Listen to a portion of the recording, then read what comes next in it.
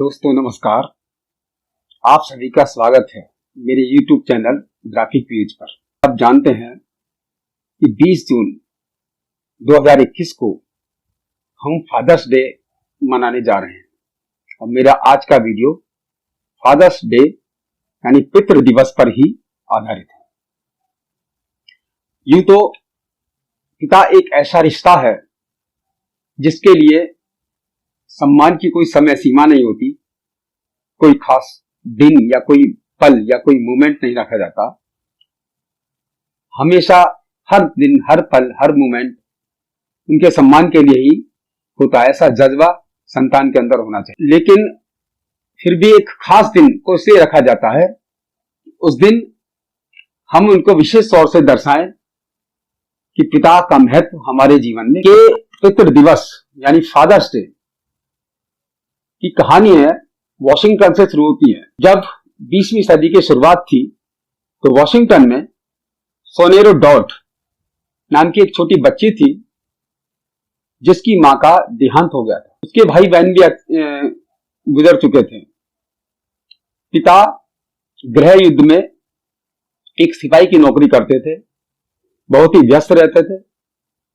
लेकिन परिवार के नाम पर सिर्फ पिता और पुत्री दो ही रह गए थे।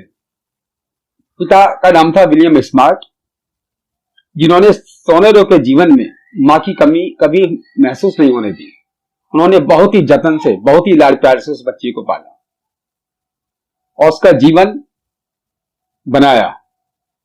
एक दिन इसी कृतज्ञता के वशीभूत होकर उस बच्ची के मन में आया, जब वो परिपक्व अवस्था में आई, कि क्यों ना पिता के दिए गए वरदान को मैं एक दिवस के रूप में मनाऊं। तो उसने क्या किया, उसको एक पिता दिवस के रूप में मनाने लगी और फिर ये बात आसपास के परिवेश में फैलने लगी।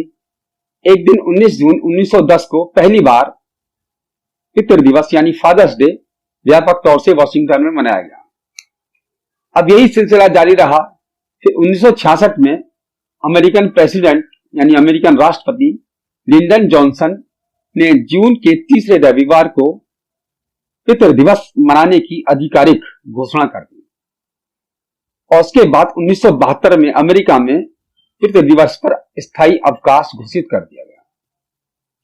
लगभग पूरे विश्व में जून के तीसरे रविवार को यह दिवस मनाया जाता है। दोस्तों, दिवस तो हम मनाते हैं, लेकिन उसमें खास बातें हमें इस बात का ध्यान रखना चाहिए जो तथ्य पर आधारित है कि पिता से प्राप्त होने वाले अमूल्य वरदान कौन कौन से हैं। नंबर 1 तो आता है कि पिता के रहते हुए हर बच्चा अपने आप को सुरक्षित महसूस करता है।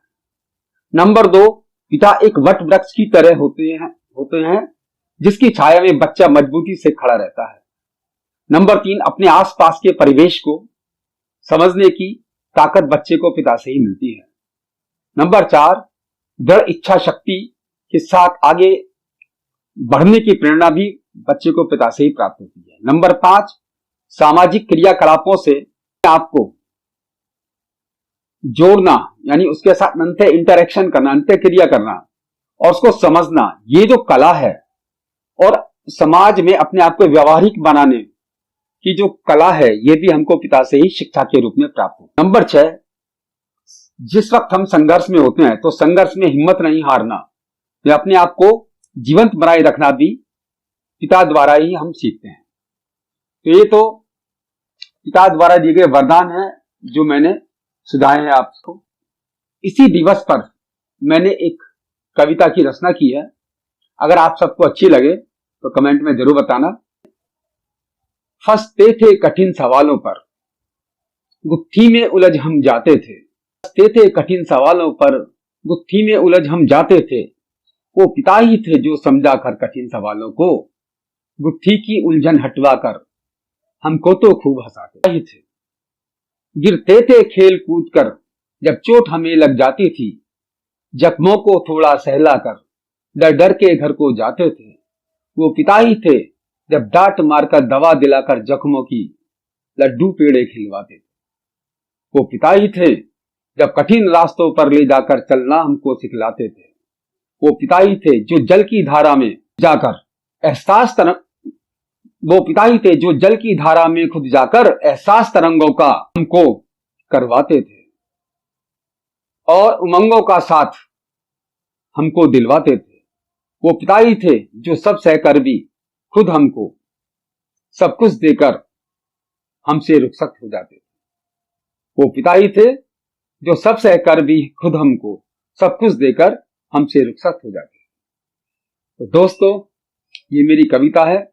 अगर पसंद आए तो कमेंट जरूर करना, और अगर ये मेरा वीडियो आप सबको पसंद आए तो इसको कृपया सब्सक्राइब, लाइक और शेयर करना मत भूलना। ओके, थैंक यू दोस्तों।